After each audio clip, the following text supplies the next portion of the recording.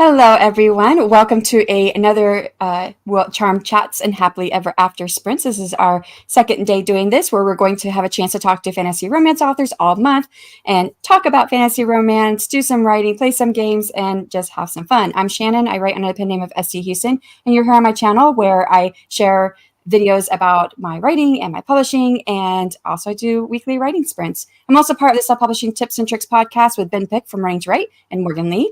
And now I'm also the founder and conference chair of the AuthorTube Writing Conference, now heading into its third year. And we have just done our first round of review of the applications, myself and my partner, Margaret Bernard. And so we're getting ready to send those applications out to our proposal reviewers. So that's coming along. Besides what I do here on YouTube, I am a fantasy romance and YA fantasy author with a passion for writing about broken characters who face adversity to become better versions of themselves. And there may or may not be dragons, but there's always love to find. So today I am joined by Jenny, writing under the pen name of J. Ann Curtis. We're going to spend a little bit of time learning about her writing and books. We're going to play a game that's fantasy romance themed and then do a half-hour writing sprint. So now let me introduce today's author. J. Ann Curtis is an award-winning author who writes both YA and adult romantic fantasy. Her YA fantasy debut novel, Lies of the Haven, won Best YA Fiction in the state of Nevada through the Indie Authors Project. When she is not writing, she is reading, spending time with her husband and two amazing daughters. To learn more about J. Ann Curtis and her writing, you can also check out her website at www.jacurtisbooks.com. I also pinned that as a comment in the chat, so you can find that at the top of the chat and click on it if you want to learn more. And so welcome to my channel, Jenny. Please take a moment to introduce yourself and talk about anything I missed or anything new that's come up since we put the bio into the script.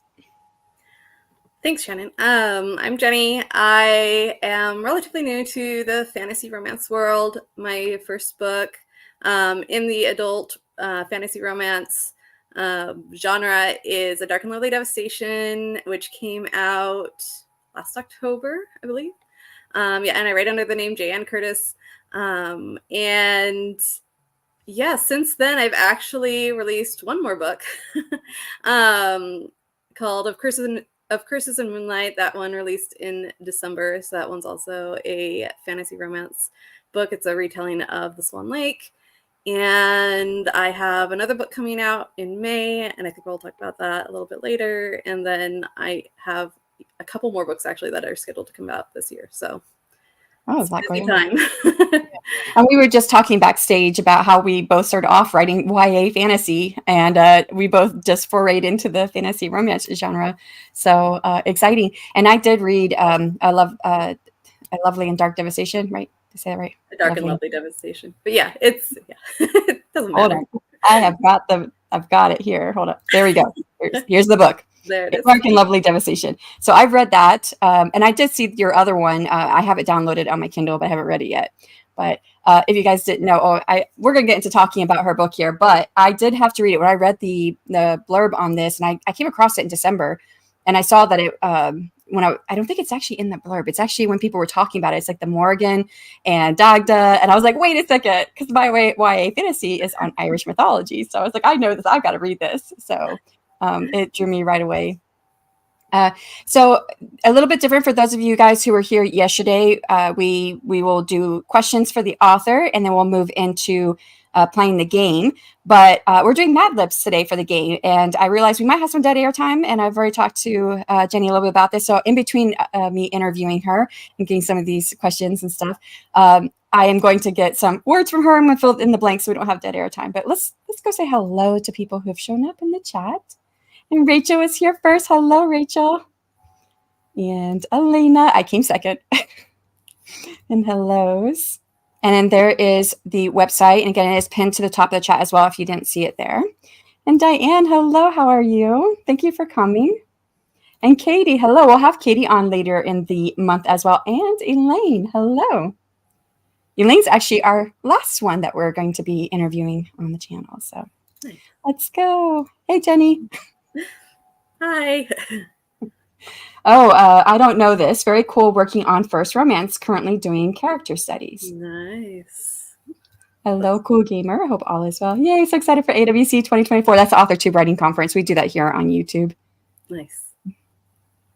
And hellos. Everyone's saying hello to each other. Hello, Leslie. How are you? And OMG, Jenny, your books and website are gorgeous. Oh, thank you. Yeah, I think so too. I love the character artwork. So, all right. If you guys have any questions for Jenny at any point, please put them in the chat and put a Q at the front so I can easily identify them. You can ask at any time. We are heading into the question section here, but you can ask at any time throughout the time that we're here live, and I will make sure that she gets a chance to answer them. And all right. So let's start with the first question, and then I'll get some words from you for Mad Lib. What drew you to write in the fantasy romance genre? I started writing YA fantasy adventure, and I really enjoyed it. It was a lot of fun. But I found as my series was like progressing that I was getting more and more interested in writing the romance like aspect of it as opposed to just the adventure plot, kind of like my romance aspect wanted to take over my plot because I was more interested in that, right? And so I was like, well, if I'm that interested in it, then maybe I need to, explore this topic a bit more, this genre. I've always enjoyed reading fantasy romance, and so I decided that I would give it a try and write it. And I use the same world as my YA books. So my YA books are the Fairy Warriors series, and so I already had that world kind of there and established. I had the character of Chels, who's the main character in A Dark and Lovely Devastation. She's And Morgan. yes, who is a reincarnated version Morgan. of Yeah. Morgan. And I wanted to explore this love story between her and Dagdag, and I felt like it would be a good jump off point, and so that's kind of where I went with it. It's funny. I don't think I felt the draw to like, oh, I need to write more romance, but I was just doing market research, especially when I found out that there was really no market for 3rd century Ireland epic fantasy setting books. So I started doing, and I saw that fantasy romance was really growing, and I thought, well, I could do this. This is not one of our questions, but I'm curious, what made you decide to? And I know you said this. I think you said this behind the scenes. You didn't say this on air. It's romance, but you did decide to go spicy. So what? I mean, did you know you were going to do that like right away? Yeah, actually, I think when I decided to switch over, I was like, okay, well, this isn't going to be YA. I want to make this adult because I want to write the spicy aspect. Because I wanted to write like all aspects. Right? I wanted to write a full relationship, and that includes the sexual, relationship. And so that was kind of where I decided I want to go. Also, partially marketing wise as well, like those just tend to sell better. But so there were multiple reasons, why I decided in the end to do that. But mainly it was because I wanted, again, to write like the full relationship in the book. So I didn't know what I wanted to do when I wrote my first book, and it ended up being pretty clean. But even so, I did have an alpha reader who rewrote one of my chapters and put a sex scene in. Oh my gosh, that's so funny.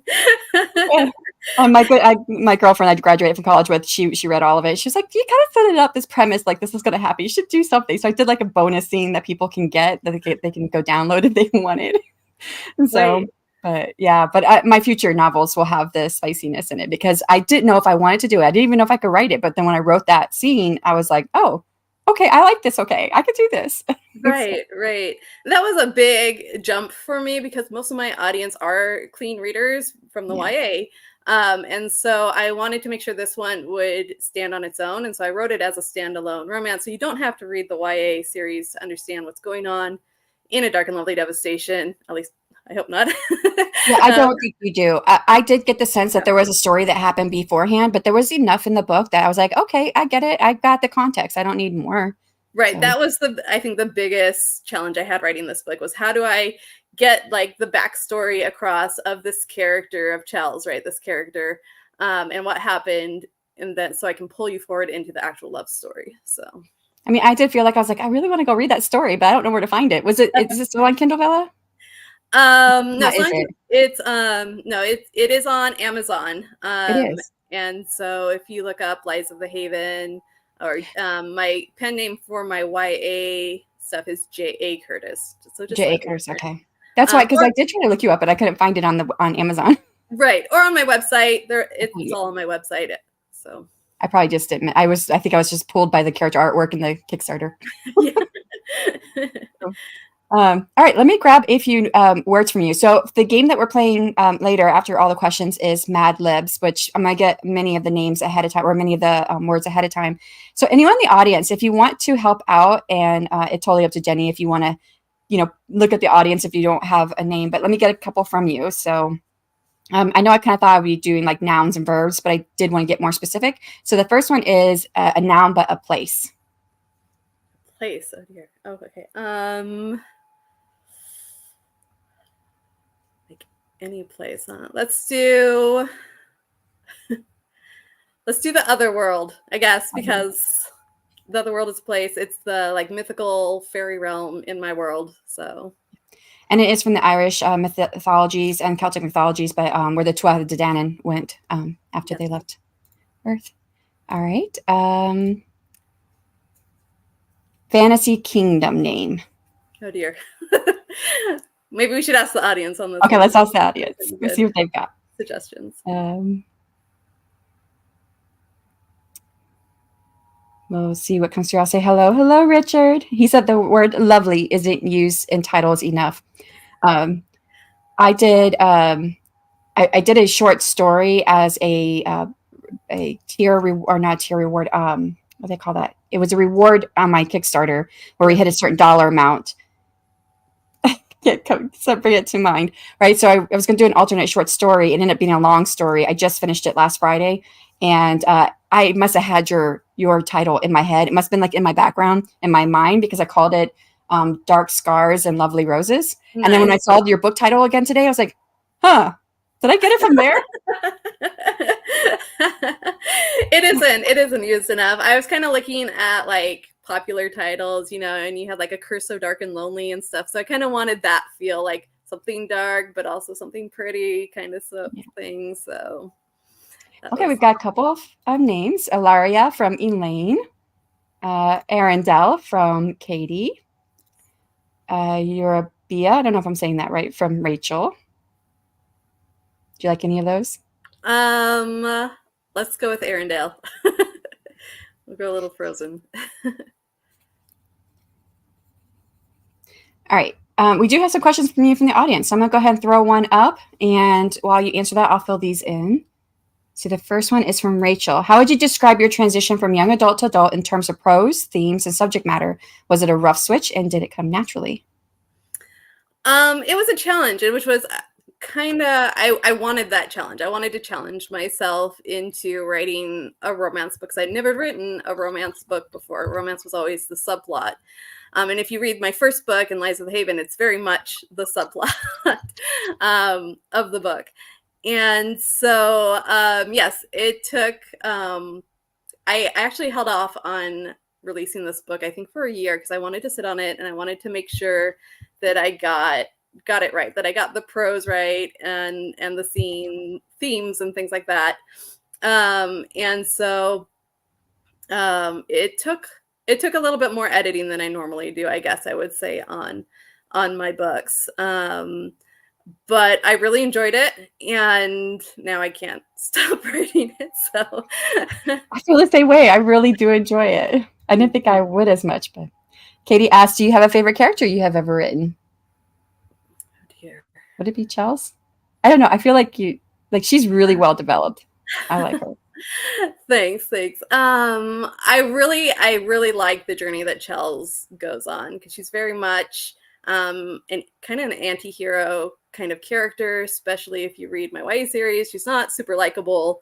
I think the beginning line of this book is, I wasn't a hero, because she's very much an anti-hero kind of character, kind of selfish, and we get to see her grow throughout the book and see how she changes. And that was fun. This is probably my most in-depth character, where I was able to take her on that kind of journey. So, And what I really appreciate, because you could tell almost from, I mean, I didn't read that, what you just talked about with that first line, but what we get from Dark and Lovely Devastation, it opens up on a dream sequence of her seeing the future, because Morgan was one who would see the future, and she's making a selfish decision. And so you're thinking throughout the book, oh, she's not going to make that decision. She's going to grow and she's not going to make it, you know? I'm not going to say whether she did or not. You have to read the book to find out. Yeah. But I do feel that, like, I understood, even though I didn't agree with her thinking, especially when she, you know, when she first had that vision in the beginning, and thinking, well, that's what I'm going to do. Right. You know, I was like, no. But then I understood. So I thought that was a really fine line. I think it was balanced really well. Thank you. So, what was your least favorite thing to write about in your favorite book? What was yours? That's hard, Rachel. That is a hard question. My least favorite thing to write about in your favorite book. So first you have to figure out what's your favorite book. I know, right? So then what was your least favorite thing? I'm gonna kind of answer your question and kind of not. I'm sorry. But so I found, as I've switched into fantasy romance, so when I was writing YA, it was like it was an adventure series, so I enjoyed writing like the action sequences and things like that, and there was a lot of action and it's very fast paced. When I moved into the romance, I still feel like I kept the fast pacedness of my stories, but I have a harder time writing the action parts. Like, I don't enjoy them as much. I'm like, I have to write the action sequence and I have to be specific about what happens, and I just want to say this happened and move on so we can get to the fun romance parts. So that's kind of an interesting switch for me, where I used to really enjoy it and now I'm just like, okay, I'll write it. So. I had the same thing in this last not short story that ended up being 75,000 words. And I got to all the action scenes. I was like, I don't want to write these. And so I did just write, this is what happens. And then I went on to the next scene.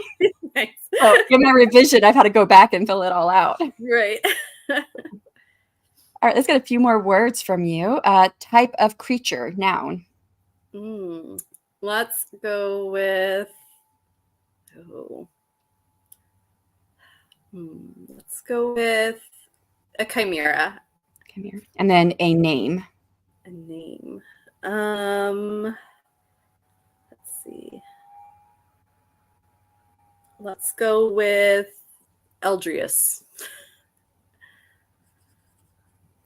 Okay, and ambitious goal. Ooh. An ambitious goal. Capturing a heart. We're going romance. Right on theme. Yep. Yeah. You know, this could be like literally, like they have to literally capture a heart. All right, I'll get one more. Right. All right, I'll get one more from you. A villainous role. Oh, a villainous role. Let's ask the audience on that one. I'm not quite sure. Go through and say hello to other people who have come in. Hello, Nicole. How are you, everyone? Rachel said didn't really notice about the word lovely being in the titles. Richard says to Eurobia, that was Rachel's words from last time. Sounds like something you go to the doctor about. I got a terrible case of Eurobia. Oh, Bonnie being Bonnie. Hello, Bonnie. Here for chat's beautiful cover. Thank you. Kind of the question is memorable, yeah? I think that was the one where I said, that was a hard question. Oh, hey, hellos. Okay. Evil sorceress or evil janitor. Oh. That would be unexpected. The evil janitor has to clean up after the heart is taken. Right. Let's go with evil janitor. Okay. All right. There was another question here in the chat, so let me pull that up for you. Any tips, tricks for writers struggling to get a good kiss, steam, spice scene written? So when I write my steamy, spicy, kissy, whatever scenes, I usually just have been thinking about them for a while. So I kind of plan them out in my head, and then I go write them. And then I think the part where they really like pop or really like come to life is really in revisions. And so I go back and I'm like, do I really like need this part? Does this really give the feel that I want? And then I start using like the thesaurus and start like, let's use a different word here so I'm not using the same word over and over again, you know?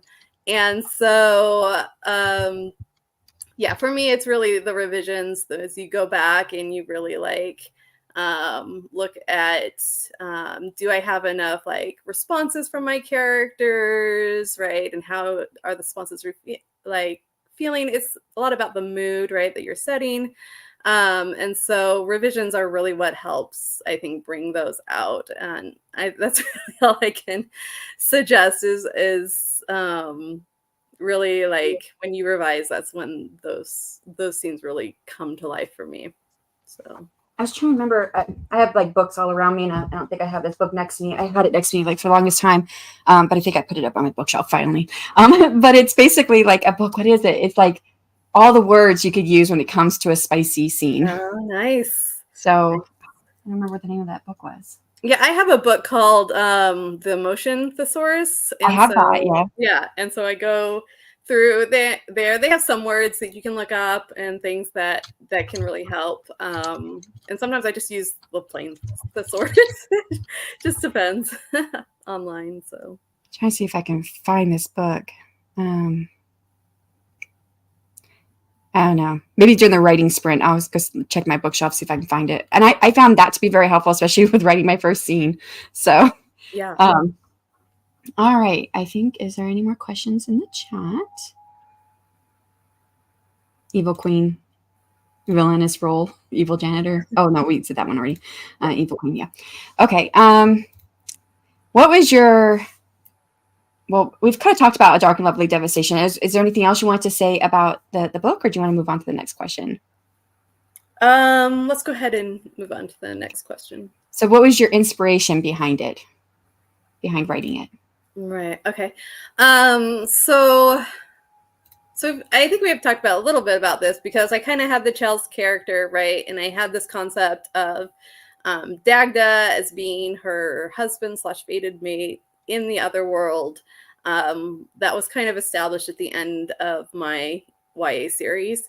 And I was like, well, I have this love story, and that could turn out to be kind of cool to write. And so that's kind of where the inspiration came from. Like, what would that be if I brought Dagda from the other world, right? And he came and he was like, Chels, you got to come back with me to the other world. And she's like, heck no, I'm not going, sort of thing, because that's Chels.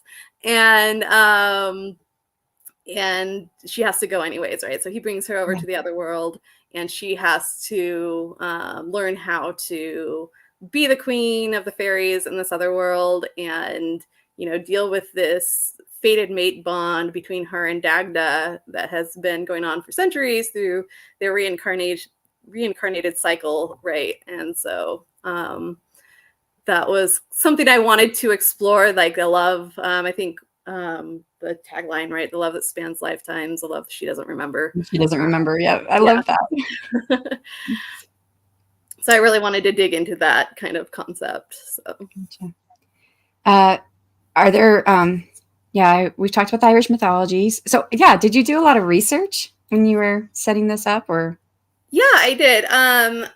I took a lot of the research that I did because I wanted to bring out these Irish mythological characters, but I also kind of wanted to give a little bit of a modern spin on them, and that kind of helped with the reincarnation cycle thing.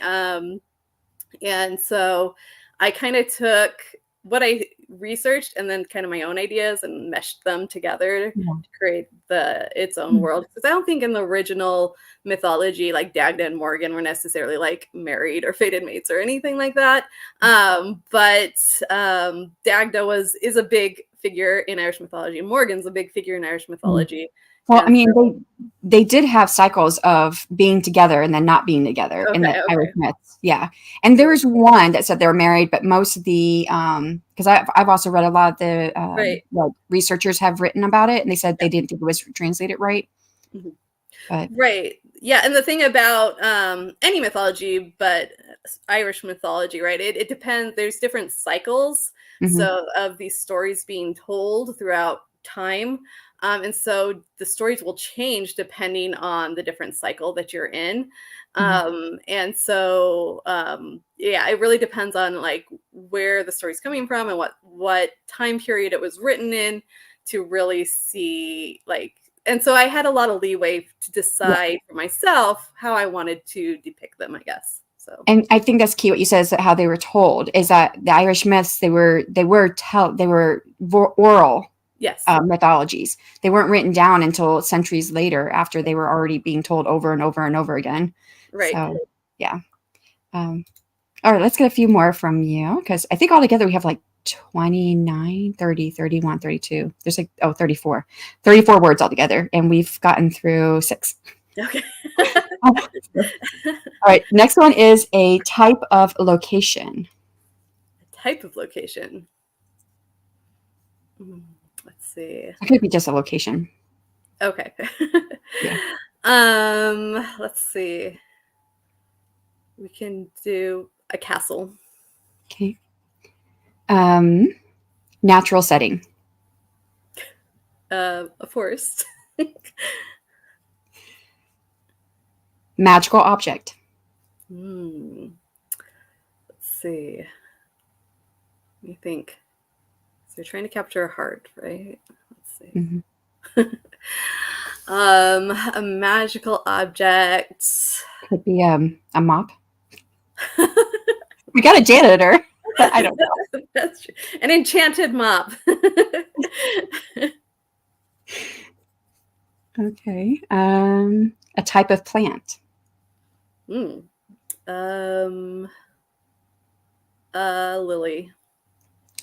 Love lilies. And then this will be the last one for the moment. Surface texture. Oh.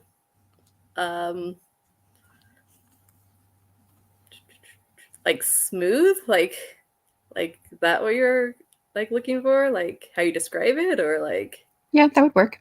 okay.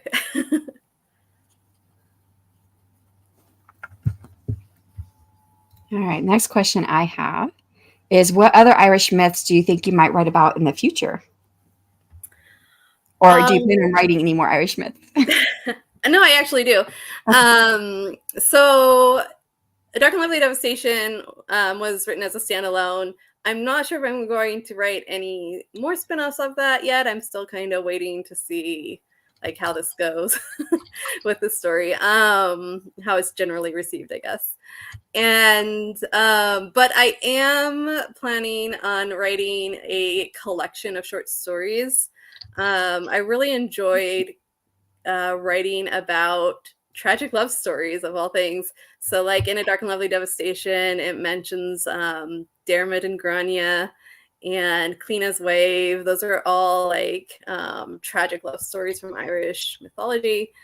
And so I plan on eventually putting out a collection of these short stories in my Fairy Warriors kind of world that are kind of written so they fit into the world. And so yeah, that's kind of my plan. I like the idea because romances are meant to be like happily ever afters, and no one wants to read I a was going to book ask about that. where they're like so committed, that at the end it's going to be like a tragedy. So I decided if I write short stories that it might like go over better, because sometimes, at least for me, I like reading like a little sad story and feeling that love and loss, because everyone experiences that in their life, Mhm. right? Yeah. And so being able to read that and experience it in just like a short clip when you can just stop, and be done, I feel like people might enjoy. There's a little bit of that sort of in A Dark and Lovely Devastation because the dad knew the previous reincarnation of Morgan and they were in love with each other. Yeah. But this new reincarnation does not know him. And so you feel his like loss and devastation that he's so in love with her. Yes. But she like, I'm not going to be in love with you just because something says I'm supposed to be. Right. And you see in the story where he's kind of not obsessed, but he likes telling these tragic love stories, like when he tells her about Cleana's Wave, right, and Dermot and Grania. So kind of expressing his sadness, right, over this loss. Yeah, and which she picks up later, which was pretty cool. I like that reveal. Yeah. What other romantasy books do you have coming this year? So I have in May, I have a book coming out. I've been into writing fairy tale retellings lately. So I have so this book came out in December of Curses and Moonlight. This is a Swan Lake retelling. And then in May, I have a Peter Pan retelling. So Veiled in Stars and Silver, this paperback version. And this is the one I have the Kickstarter going for right now. I think we'll talk about that later. But they're basically like fast-paced fairy tale retellings where the traditional villain gets with the traditional hero. So the lines between hero and villain kind of become blurred. They're spicy and usually have a lot of twists and turns. And so I'm really excited for those. And you can read an excerpt of the Peter Pan retelling on her website. And yes. I was like, I want to read this. So Wendy's all grown up, and the romance is between her and Captain Hook. Yes. So it's an aged up, grown up Wendy, and Captain Hook. So I did a lot of watching of Once Upon a Time for that one because I wanted to base my character. He's not exactly like Killian Jones, but a Killian Jones-ish kind of character, Captain Hook character. So there was a line in there that reminded me of the Hook movie, though, the one with Robin Williams in it. Mm-hmm. I don't remember what that line was now. I'd have to go back and read it, but it reminded me of the movie. And I don't know if the movie took it directly from the story. I don't remember that happened, but yeah, there's a lot of. I usually go back and I read the original fairy tale story and then pull things in from that into the story. So Belle and Rumple forever. I actually am going to be working on this year. I hope to have it come out this year. Rumpelstiltskin retelling as well. That reminded me of that. And then I am currently working on a Little Mermaid retelling at the moment as well. So that's my second book in my series. It's kind of a Little Mermaid retelling. Of course, it's my own spin on it, but it's not as true to and my first one was kind of a Beauty and the Beast retelling. But okay. Cool. Yeah. So the Little Mermaid one is because it's the Villain's Kiss series, so it's always villain getting with the hero, or traditional villain getting with the hero. And so it's Ursula falling for the prince in the Little Mermaid. Oh. So I was like, was it the Little Mermaid and Ursula? No, not in this one. All right. Well, I'd like us to go ahead and finish up these words and we'll get into the game. So I think we're about at that time. And so that way we can get the sprint going in the next 15 minutes or so. That way we can get you out of here on time. And they did, Rachel is, yes, chaotic trash goblin mode. So yesterday Rachel said something about trash goblin and I'm a bit tone deaf, so I don't hear everything. And then it hit and I just couldn't stop laughing. And then I was coughing and rewrite book for scenes. We call it Spice and Write or something. Yeah, it doesn't sound like. And then even Elaine was like, "Is it the Romance Writers Phrase book?" No, I think I can't remember the name of the book off the top of my head, but it was like a. It sounded like a dirty title. So I know if I see the title, it'll pop up and like that's what I got. It's probably on my bookshelf over there. So, alrighty. Where are we at? Magical object, type of plant. Okay, a type of light. Candle. Candlelight. Romantic, right?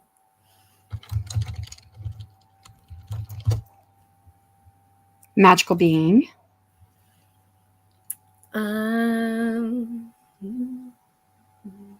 Let's just go with fairy. I mean, that works with candle. So, name. A name. Dang, another name. I don't even remember what name I gave before. Eldris, or I don't know if I'm saying it right. Okay. Let's ask the audience for the name. Okay. Name. Sweet, spice, and everything nice. Maybe that's it. No, I don't think that's it, but that just sounds cool. So a name for a character. Audience. Katie.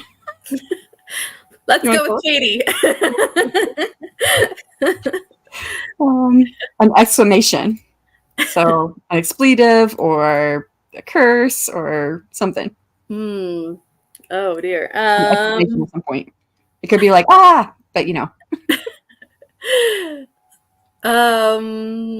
Yeah, let's go with that. I guess. We got a lot of ones to get through, so let's. Yeah. Well, that was number 15. So we're about halfway through.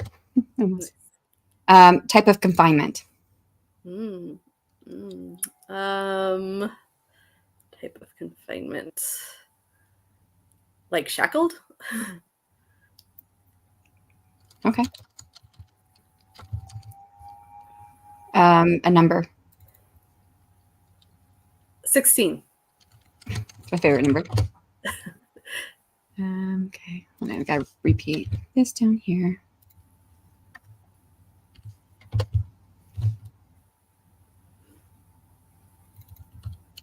Some of these are just repeated, but I was trying to catch them as we were doing them, but I don't have all of them. Okay, a body part. Lips. Descriptive word. Simmering. Is that descriptive? Like an adjective? I think it works. Type of creature. Griffin.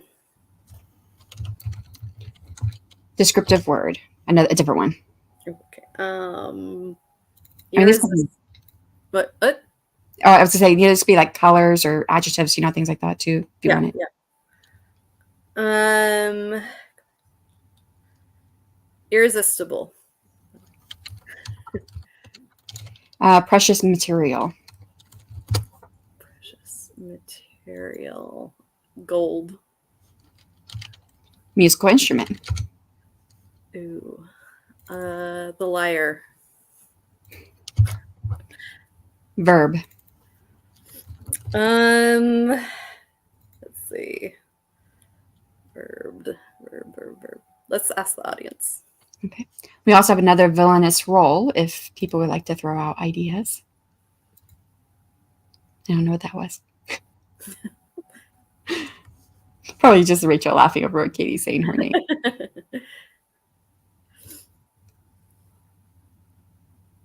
Trying to see if there's any other ones I need to repeat. 20.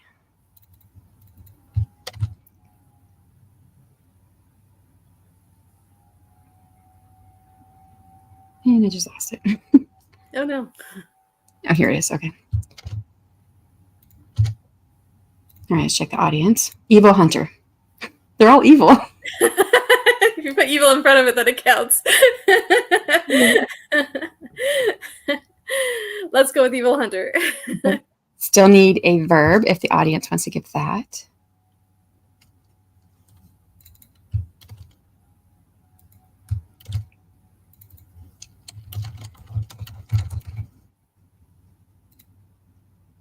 These questions remind me of Matt. That's what we're doing.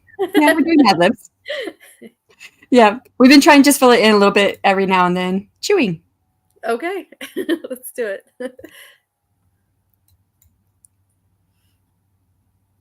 All right, we need just a noun. A noun. Dragon. Okay, emotion. Let's see.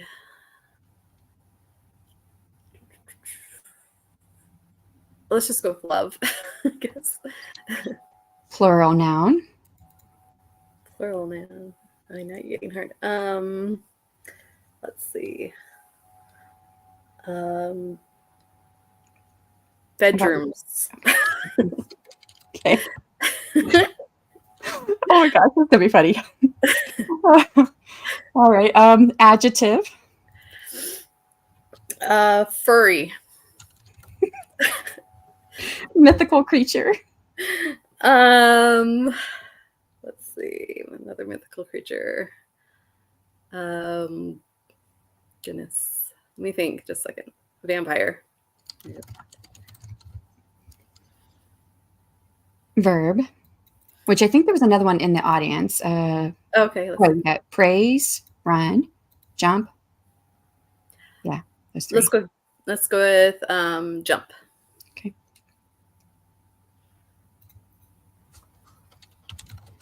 Emotion. which there was one in the audience if you want to emotion flabbergastic.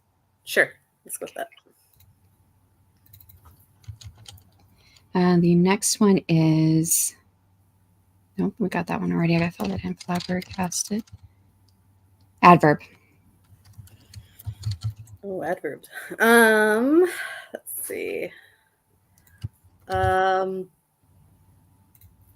Softly.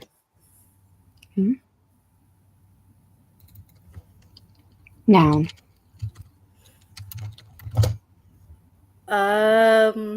Mate. I think that is the last one. All right, so this was, so I put up the right banner here. This was Mad Lib's Fantasy Romance Edition. We've been putting all these words in here, and now I'm going to read off the story. You guys ready? So, title is The Enchantment of the Otherworld. In the mystical land of Arendelle, there lived a chimera named Aldris. Aldris had always dreamed of capturing a heart, but a powerful curse cast by the evil janitor had trapped them in the castle. One day, while exploring the forest, Aldris stumbled upon an enchanted mop hidden beneath a lily. Nice. The moment their fingers brushed against it, or against its smooth surface, a burst of candlelight enveloped them. Before them appeared a fairy named Katie. "Ah!" exclaimed Katie, "you have freed me from my shackles. In return, I shall grant you 16 wishes." Wow. Elders thought carefully. Their first wish was to break the curse, but for their second, they wished for a companion to share their adventures. With a wave of Katie's lips, the air shimmered, and a simmering griffin appeared. Nice. With eyes as irresistible as gold. The two felt an instant connection. Okay, so we have a griffin and a chimera. That's not bad, actually. Yeah. Nice. So the two felt an instant connection, their hearts beating in unison like a lyre. Together, or lyre. Was it lyre? I always called it lyre. Did you call it lyre? I call it the lyre, yeah. Okay, you call it lyre. Okay. Yeah. Together, they embarked on a quest to chew the evil hunter. Seems plausible. Yeah, true. Griffin and chimera, armed with nothing but their dragon and the power of love. You have a dragon, wow. It's their pet. Their journey was fraught with many bedrooms, including a furry encounter with a vampire. Oh dear. Oh my gosh. This was a polyamorous situation, I think. Okay. Got spicy fast. But their love proved stronger than any obstacle. In the end, not only did they jump the curse, but they also discovered the true magic of flabbergasting, I guess. I don't know. Which was more powerful than any spell the evil hunter could muster. And so Aldris and the griffin lived softly ever after, ruling Arendelle with kindness and mates, their love story becoming a legend whispered through ages. Nice. Yeah. Yep. Okay. This is great. Write this down. It is written down. It's in a document. Vampire is an awesome answer. Yeah, Katie writes vampire. Nice. So vampire love stories. So. That would probably fit right in. You can have a furry vampire, Katie. Okay. Let me find my script, make sure we're on track. Looks like we are on track. So yeah, that was Mad Libs, a classic fill in the blank board game, fantasy romance style. So now we have a writing sprint. Do you guys have any questions before we move on? Oh, I did ask 2 questions, and we do have just a bit of time. Who is your favorite who is your favorite fantasy romance author? That is a hard question, and I don't think I have an answer for that.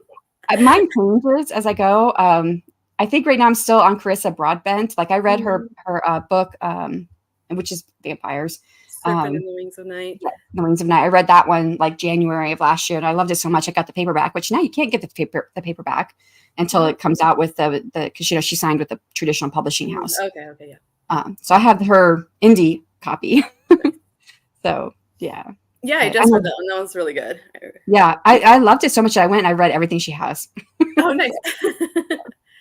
Nice. And then the last question is, what is your favorite fantasy or romance trope and why? It would have to be enemies to lovers. I mean, I don't think a Dark and Lovely Devastation necessarily enemies to lovers, but like if you read my Villain's Kiss series or any of my, fairy tale retellings, they're all like enemies to lovers. So I think I read Pride and Prejudice when I was a teenager, and I fell in love with Pride and Prejudice, and so like that trope has always been like at the forefront of my mind when I'm writing romance. So yeah. It's my favorite one too, enemies to lovers. So, all right, we are going to do a 30-minute writing sprint. We are leaving it open, so whatever you guys want to work on. Is there anything specific that you're working on, Jenny? Yeah, I'm working on my Little Mermaid retelling at the moment, so I'm going through edits and comments. So that's what I'm going to be working on. I don't know what I'm going to do. I just finished my editing pass on my not short story this morning, but I feel like I need to read it through one more time before sending it to my Kickstarter backers. But a half hour is not going to be long enough to read 75,000 words. And I wanted to sit down in one sitting and just read it all straight through. So maybe I might open up my my second book, which is my Little Mermaid retelling, and just look at it and get prepared to write on it again. Yeah. All right. Is anybody working on anything in the audience? I don't think they're still laughing over the story. I'll send it to you. So you'll have it. Yeah. Okay. Nicole says, I'm working on a dark romance Beauty and the Beast retelling. Ooh. That could, because mine is a Beauty and the Beast, A Curse of Scales and Feathers, which is my book that just came out, is a Beauty and the Beast. And I thought this could be dark. You could really take this dark, but it's not dark. Mm-hmm. Oh, Katie's working on Ghostwriting Project, Billionaire Romance. Nice. Fun. And Elaine says, getting some beta feedback put together for a friend. Awesome.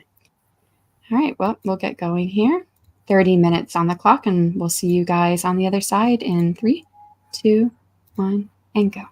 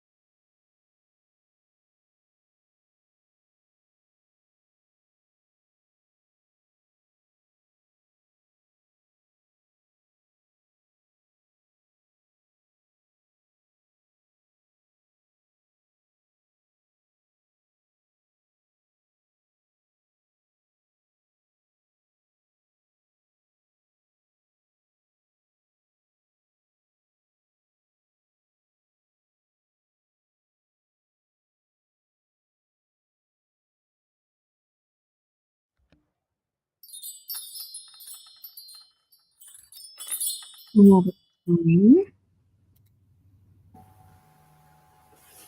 I need to do.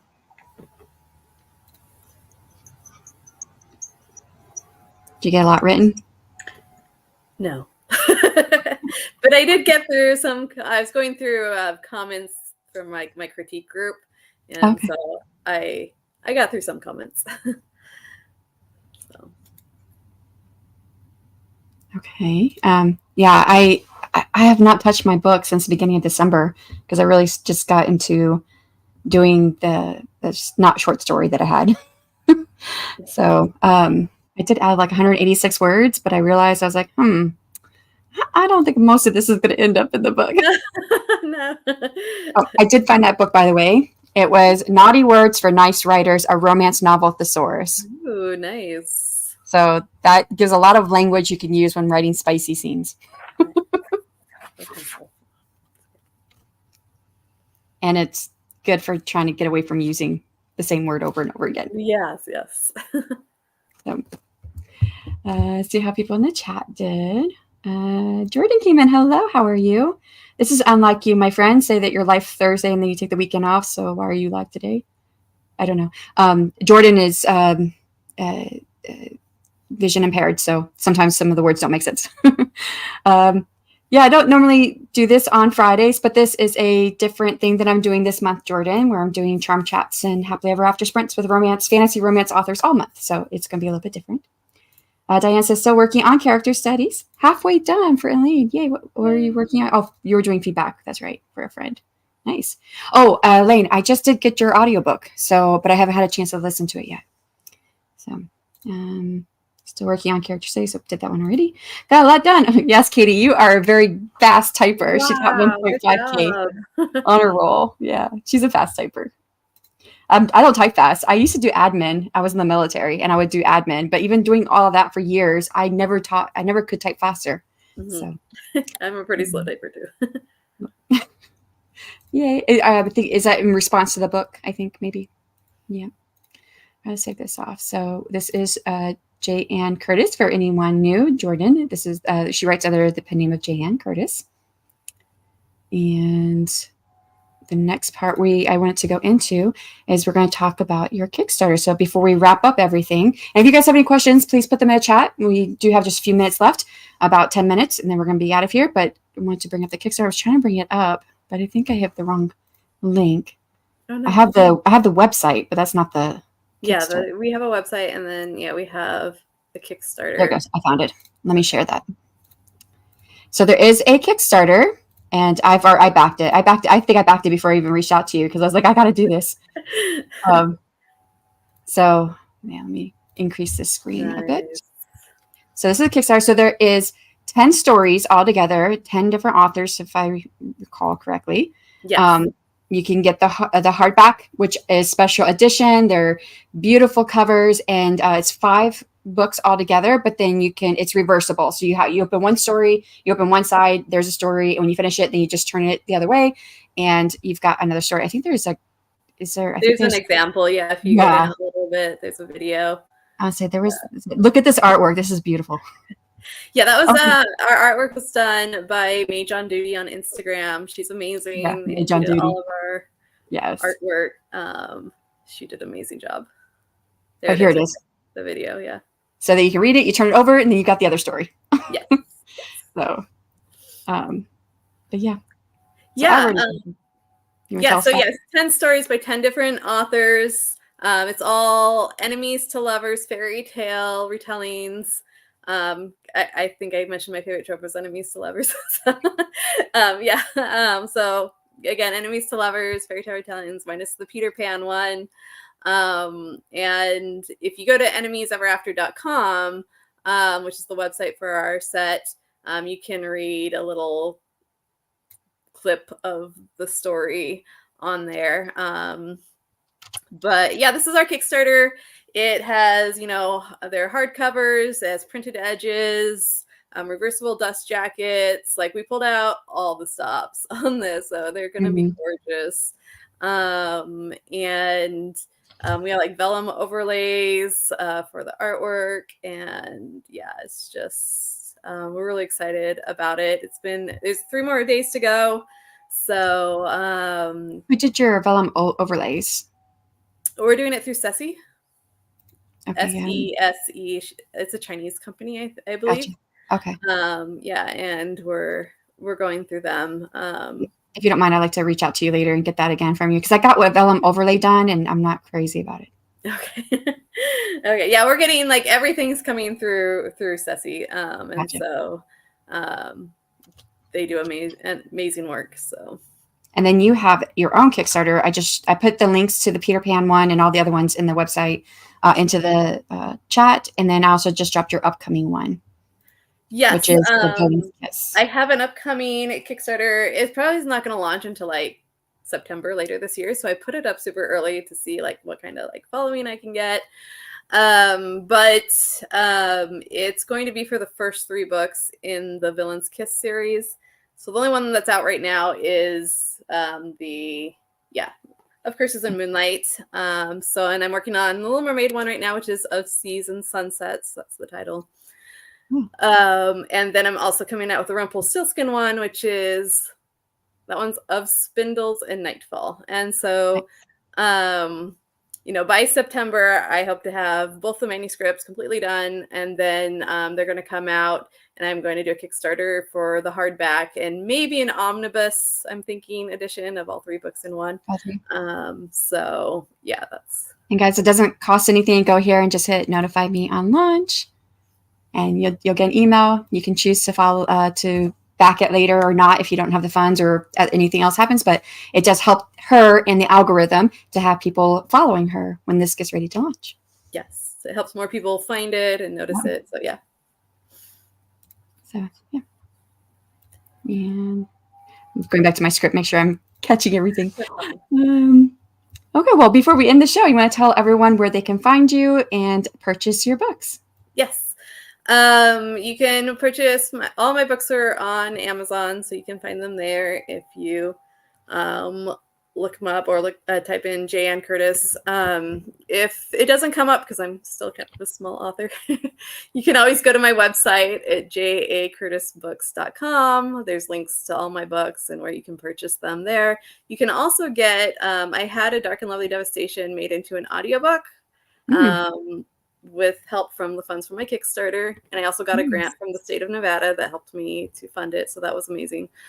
And it's done by Lily Drake, and she's really good. Like, I was like, did I write this? This is so good. Like, she makes it sound better than I even wrote it, in my opinion. And so you can go on my website and you can actually purchase the audiobook from my website for $10, which is cheaper than anywhere else. But you can also find it on Audible and other places. You'll just have to pay more. So gotcha. Yeah, and the Kickstarter sounds epic. It does. I think she's referring to the one that's going right now, and that one does end on Monday if you want to back that one. Yes, it ends on Monday. So yeah, if you want to back it soon. Yeah, that's that one. And then of course you can follow for the other one, the Villain's Kiss books. Yes. All right. Well, thank you so much for coming on the show. If anybody has any last minute questions, try and get those in. We're going to end the show here in just a second. But I am so excited to have you on the show. I really enjoyed reading your book. Gosh, I don't have the greatest memory. It's okay. Here it is. A Dark and Lovely Devastation. I know words that are in there. I just don't remember which order they go in. That's right. I did myself my own book. I don't even remember my own book where I'm like, wait, is that what in it? I had to stop and think about the titles, that are coming out for my Villain's Kiss. What are their titles? I don't even remember. But yeah, I don't think there's one more. Come on. Bye. This was great. Thanks for coming, Katie. All right. So thank you so much for everyone joining us today and welcoming Jenny on the channel. Next on Charm Chats and Happily Ever After Sprints is tomorrow morning at 10 a.m. Central Time, 11 a.m. Eastern. We have guest author, and I'm probably going to say her last name wrong because I just know her by Julie Z. We know her here on AuthorTube, but Julie Xantopoulos. We'll see what she'll tell me tomorrow if that was right or not. She will be on the show tomorrow morning, and I look forward to having her on here. Thank you, everybody, and we will catch you guys later. Bye. Thank you. Bye.